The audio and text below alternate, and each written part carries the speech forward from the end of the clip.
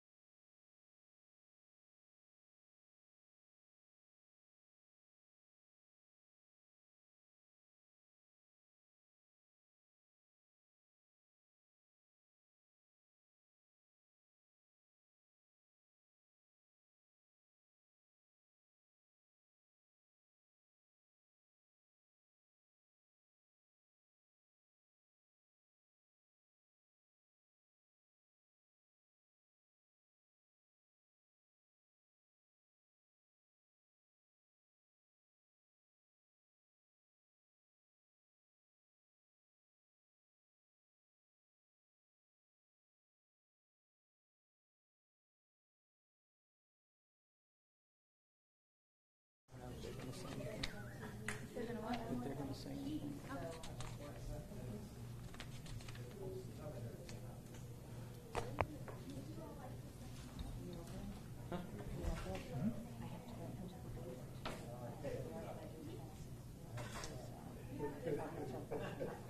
Facebook Live?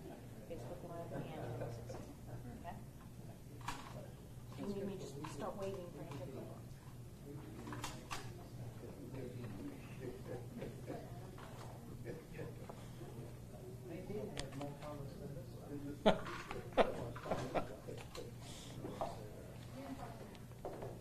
If it happens, remember that. What time is it? 5-2, 6-2. No, we got time. You need support or you got it there? Got it. I got it. Unless you want to get up and do a song and dance. That's your job. That's your job. You get to be old school. It's 3 years in a row now. Yep. Crazy.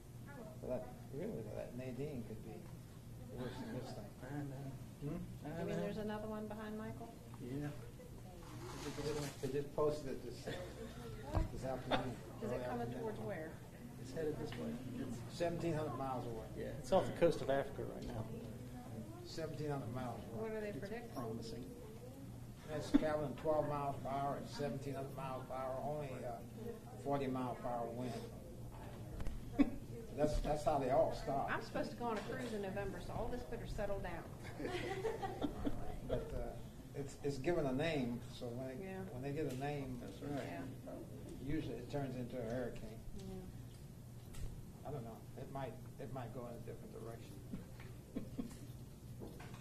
I didn't think this one was coming this way. I thought it was going to hit the Gulf. Well, it really isn't coming this way. It's the aftermath of it. It's the effects of the hurricane. They don't need any more water in South Carolina, and certainly not North Carolina. The flooding was horrible. I got some folk who live in a retirement community over in Hilton Head, and the community they live in is owned by a company out of Massachusetts. And you can tell whenever they get bad weather, they alert the relatives and everybody to it. And initially, they said they were going to evacuate for that one we had the other day. Once? Yeah, and then they canceled it.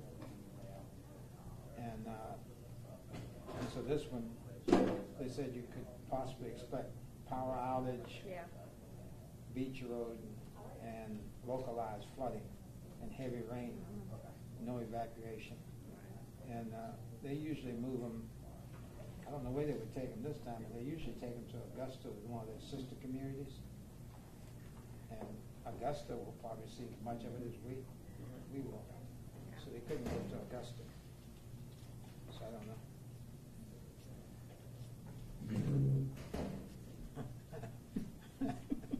It's fatty.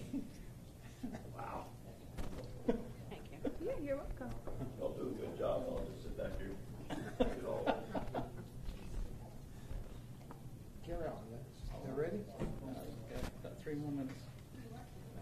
2 minutes.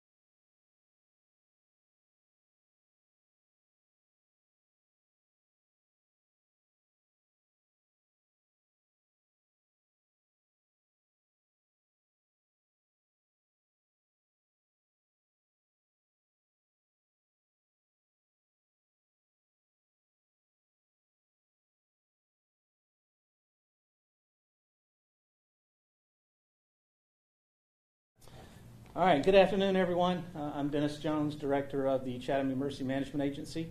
Up here to my left, we have Justin Pratt. He's the Emergency Management Coordinator for the Board of Education. And we wanted to give you an update on hurricane. I wanted to give you an update on Hurricane Michael, as it has a potential impact to Chatham County. We are under a tropical storm watch as it exists right now. And Hurricane Matthew is anticipated to have impacts in Chatham County. However, they are less than what we anticipated earlier this morning. So throughout the day, the impacts for Chatham County have decreased slightly. We are currently expecting to receive 25 to 35 mile-an-hour winds with 45 mile-an-hour gusts. We could have rain impacts of 2 to 4 inches across the county starting tonight and continuing through Thursday. Tornadoes are possible with this system. We also have the possibility for some minor flooding around the area in those communities that normally receive flooding in a strong weather event. There's also a possibility for some beach erosion, and there is a dangerous possibility for rip currents out at Tybee Island. Some possible impacts from this storm, of course, wind damage. There is a potential for sustained winds of those 25 to 35 to knock more limbs out of some trees. There's a potential for power outages across the community. There's a potential for windborne hazards, things that are normally in your backyard or front yard. There's a lot of Halloween decorations that are out right now that could become windborne hazards with 25 to 35 mile-an-hour winds. I mentioned the potential for flooding. There's also a potential for ponding of water along the roadways that could cause some dangerous driving conditions. And then, of course, offshore, the weather is significantly worse than it is inland. So anyone who is a boater, please plan to keep your boat in the port for the next day or so until those activities offshore subside. What we've been doing today, we've been meeting with Command Policy Group, which is composed of the chairman, the county manager, the mayors, the city managers. It's the chief judge, the superintendent of the Board of Education, and the sheriff. We've met with the Command Policy Group twice today to talk about decision making and what the impacts of the storm could be. We've also stepped up our community messaging. We realize that there's a potential for a lot of anxiety in the community about this storm, so we've really ramped up our social media presence and our information distribution through Twitter, Facebook, emails, just to make sure that we're giving the community as much information as possible. So again, to help hopefully alleviate some of that stress that's existing in the community. We've also coordinated with all of our local partners, our regional partners, and state partners, just to make sure we're all on the same sheet of music. We've also reached out to our emergency support functions. These are the functions that are critical during an emergency event. We reached out to all of those primary agencies, and we've made sure that they're ready for this storm if it were to have a negative impact to us. We also have reached out to all of our public safety entities to make sure that they are ready to institute life safety measures if we have to do that. We've also reached out to our damage assessment teams to make sure that they are ready to go and assess any damages that may occur throughout Chatham County. We have initiated an EOC activation. An EOC is an Emergency Operations Center. We do have a level 3 activation of our Emergency Operations Center. It's on the first floor of this building. We're staffing it with 12-hour ops right now. It's mostly SEMA staff, but we do have a few partners that have come in to help support that operation. Some things that we encourage all of our residents throughout Chatham County to do is secure any windborne hazards, anything that could potentially become a windborne hazard that's in your property. If you have something that can easily be blown around by the wind, we want to make sure that you take the time to secure those items, put them in a garage, put them in a sturdy shelter. Just make sure that they are protected in some way, because you don't want to lose your property because of wind, and you don't want your property to damage somebody else's property. So make sure that you secure any of those windborne hazards. We also want you to prepare for the potential for power outages. I mentioned earlier, as the wind comes through, it blows some limbs out the trees, and there's a potential for power outages throughout our community. If you have an emergency kit, go ahead and check that kit. Make sure you have all the supplies necessary to survive the storm if it were to have a significant impact to Chatham County. If you don't have a kit, you can visit our website or any preparedness website, and you can find a checklist on what to do to put together a disaster kit. We encourage you to do that. That's something that we encourage all year round. If you don't need it for this storm, you've still got the contents of the kit. You put it in a Tupperware container, put it in your closet, and then you have it for the next event. Also, if we do have significant flooding around the community, we want to encourage you not to drive through flooded roadways. Okay? I do have some things that I would like to pass on from the communities that they've asked me to report on. City Manager Sean Gillen from the City of Tybee. Tybee Island City Hall will be closed on Wednesday. All non-critical workforce will still be required to report to work. Tybee Island Mayor Jason Buelterman, due to the rip current risk, double red flags on Tybee until further notice, which means the beach is closed to swimmers. From the Town Administrator of Thunderbolt, Ms. Carolyn Hankins, the Town of Thunderbolt Wednesday, October 10th, 6:30 p.m. council meeting has been rescheduled. And the Thunderbolt Municipal Court for Thursday, October 11th at 4 p.m. is canceled. Please check the town website for additional details. As far as the county goes, the county will have normal operations on Wednesday. Depending on what the storm presents for us, decisions will be made about Thursday. I have Justin Pratt here, the Emergency Management Coordinator for the Board of Education, and he'll tell you about any decisions from the board. Good afternoon. Thank you. My name is Justin Pratt. I am the Emergency Management Coordinator for the Board of Education. Based on the available information that we have at this time, all schools are remaining open as regular on their operational schedules tomorrow, Wednesday. We'll review the weather conditions tomorrow morning and make a determination regarding Thursday. Parents will be updated through our parent notification system, the district website, and social media feeds. We are watching this system closely. We're working with SEMA and the National Weather Service to make recommendations based off of what the storm impacts may be.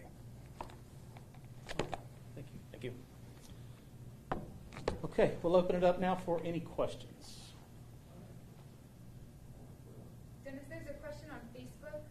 Do you anticipate water over Highway 80 to Tybee, or do you have any information on that? There's a question on Facebook about water encroachment over Highway 80. We are at a tide sequence to where there are above normal tides. And with this hurricane, it does have a potential to increase those tides.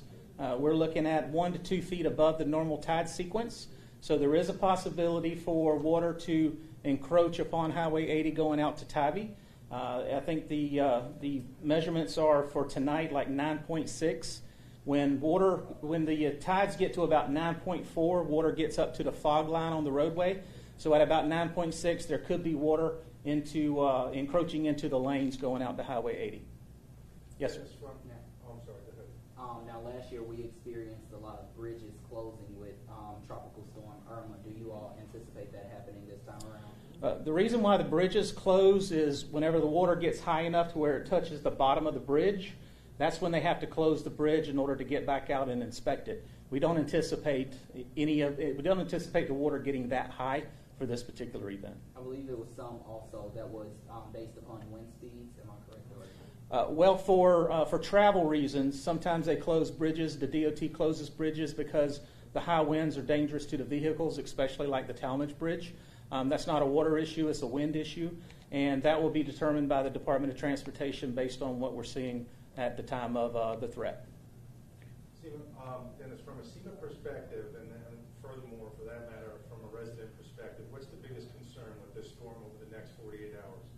The biggest concern for Chatham County residents over the next 48 hours is making sure that you're ready to, one, be without power if in the event that we do lose power. There are some people who are dependent on medical equipment. They're dependent on medications. They're dependent on other things for comfort. So we want to make sure that you have all of those items in place. You have extra medications if you need to get those. If you're on oxygen, have some extra oxygen. You normally would have that anyway. Just making sure that you're ready for prolonged power outages. I know that is a subject that our nursing homes, long-term care facilities, hospitals, they really are dependent on electricity. So I would really encourage those who are dependent on electricity to make sure that you're ready to go without power for a day, maybe 2 days. We've talked a lot about wind, and are you anticipating any sort of shelters for people who may be in mobile homes or less sturdy structures for this storm? As of right now, we don't have any needs for any shelters. We have been talking about that for the last 2 days. All of our partners are ready to go. They're ready to implement a shelter if we have to do so. Right now, we don't see a need. The Homeless Authority, we've been in contact with them, and they have reached out to the homeless camps, and they are coordinating with Savannah Police Department and also Savannah's Emergency Management, and also the homeless shelters in the community. So there is availability at the homeless shelters, and the Homeless Authority is coordinating all of those activities. Dennis, could you talk about when the biggest flooding, high tide risk is? Are we talking maybe Thursday morning? Actually, it's going down after today. The biggest tide threat was this morning at 9.6 feet. I think there's another 9.6 this afternoon. After that, it will continue to just steadily drop. It's still going to be above 9.x. It could be 9.1, 9.2, but I think 9.6 this morning and this afternoon or this evening is probably the highest. Will the hurricane wind push any more water on top of them? Yeah, they're expecting the winds to have a storm surge effect of 1 to 2 feet above, but that's counting the 9.x. So right now the tide sequence is only about 8.6 is what's listed in the tide table. So with that extra foot, it goes up to 9.6. It says 1 to 2 feet. We really haven't seen the 2 foot. We've seen it about 9.6, so that's a 1 foot increase. Could you talk also about what are critical support functions? Emergency support functions? Yeah. Emergency support functions are ESFs. Emergency support functions are critical elements that need to be conducted in any type of emergency event. For example, ESF 1 or Emergency Support Function 1 is transportation. That's where you look at your transportation infrastructure and your transportation assets in case you had to initiate any type of evacuation or you needed additional transportation resources to move commodities. Emergency Support Function 2 is communications. Emergency Support Function 3 is public works. 4 is fire service, and it just goes through a sequence of about 21 different emergency support functions for our community. And that's as opposed to public safety and damage assessment? Those are the other two units. Yeah, public safety is actually ESF 4, which is fire, ESF 13, which is law enforcement, ESF 9, which is search and rescue, and ESF 10, which is hazardous materials. You've also got EMS, which is part of ESF 8. And what was the second part of your question? I was Public safety? as opposed to public safety and damage assessment. Yeah, and damage assessment is part of ESF 3, Emergency Support Function 3. So all of those critical functions are part of an emergency support group or emergency support function.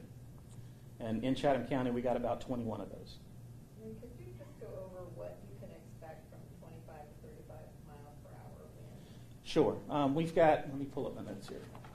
For 25 to 35 mile an hour winds, as I mentioned earlier, we could expect the possibility of downed trees, especially older trees, the possibility of limbs being blown out of the trees. So not a lot of debris, but some debris.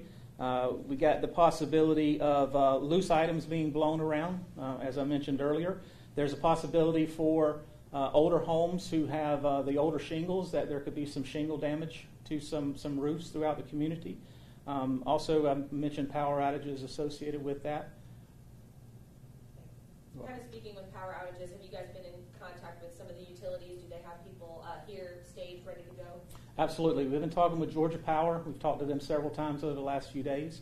If we have to activate the Emergency Operations Center tomorrow, they will have a presence in our Emergency Operations Center. So we're in constant contact with all of our partners, utility partners, Verizon, AT&T included, and they're all ready to go if they have to react to Chatham County. Dennis, can you talk a little bit about the tornado risks associated with the storm? The question on Facebook, talk about the tornado risk. The tornado risk for this storm has increased slightly since this morning. Anytime you have an approaching hurricane, that right front quadrant of the hurricane is the worst area for a tornado. And that right front quadrant is what's going to be coming very close, if not over, the top of Chatham County. So that is the greatest potential for tornado threat associated with a hurricane. The National Hurricane Center, the National Weather Service, they're anticipating that the tornado threat could be what they call elevated. It's not major, but it's elevated. But if it were to happen here, they're expecting it could be anywhere between an EF0 or a low-end EF1 tornado. That's what they're anticipating for this storm. They don't see this storm creating any significant tornado.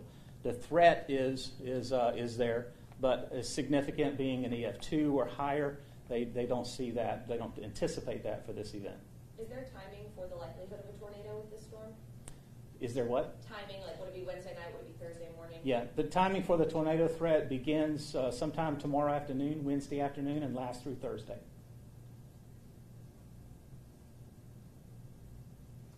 I guess the only other thing, wind speeds there, is that high enough for first responders to have to be pulled off the roads, or would they still be able to answer calls as usual with those wind speeds?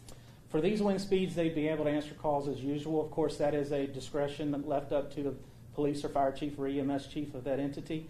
As of right now, we're not seeing anything that would go above sustained tropical storm force winds. It's all below that. But there are gusts up to 45 miles an hour, and because of that level, the Department of Transportation may do something with, they may or may not do something with Talmadge Bridge. It really just depends on what we actually see as far as the winds go. But as of right now, 25 to 35 mile an hour winds.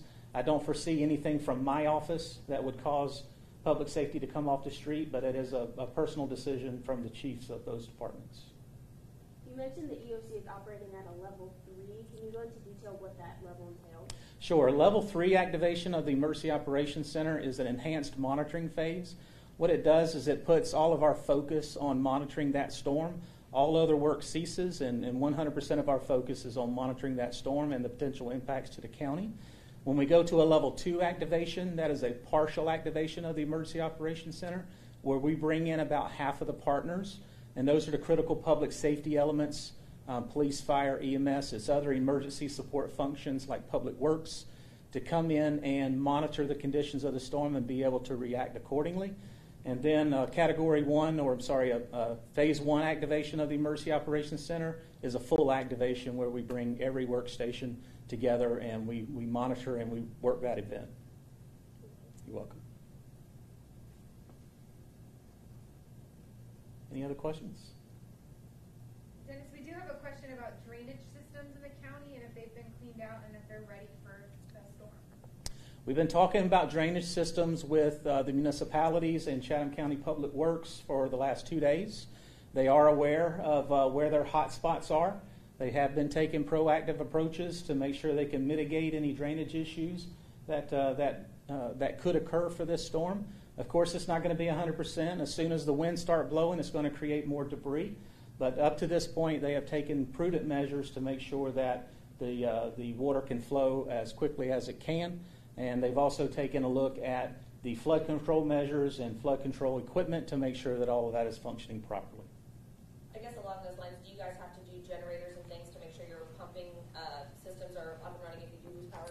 We have a list of critical facilities that are located throughout the county, and we also maintain a list of which critical facilities have generator power. For those that don't have generator power but may need generator power, some of those we've done critical surveys through the U.S. Department of Engineers, Corps of Engineers. And so we know what type of generator is needed for that particular critical facility. So if we need generator power, the county has a contract where we can get in additional generators if we need to do that. So I think for those critical facilities, the high priority critical facilities, we're ready to go with either established generator power or planned generator power. What are the high priorities, or is there like an example? Like I assume sewer would probably be Well, one. It is. This building is one because it's the county seat.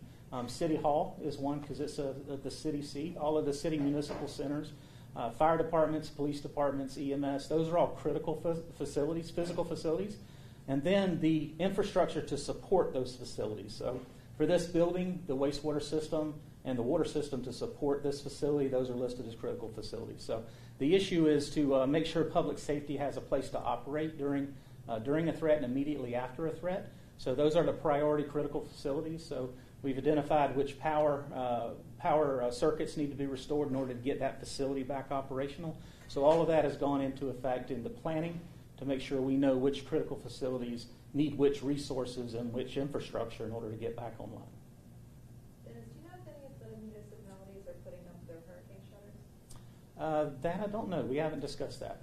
This building will not have hurricane shutters on it. We don't plan to install the screens on here, but that hasn't been a conversation. Typically, is there a wind speed at which everybody does that? Yeah, it would normally be strong tropical storm force winds. And this morning we were expecting tropical storm force winds to a low grade, but now it's dropped below that. So I don't anticipate that they'd go through the expense and the exercise of putting those screens or wind protection on. Dennis, any updates from the airport? Updates from the airport. Airport is business as usual. No flights have been canceled at this time. The airport is, if they do have any type of negative reaction to the storm, if they do have to cancel any flights or if they have to close up airport operations, we're in constant contact with them as well. We've talked to them twice today. They don't anticipate doing any closures or having any flight cancellations. That's all subject to change once the wind starts blowing, so we'll have to see what that produces tomorrow. All right. Anything else? Mr. Chairman, would you like to say anything? Okay. All right. Thank you, everyone.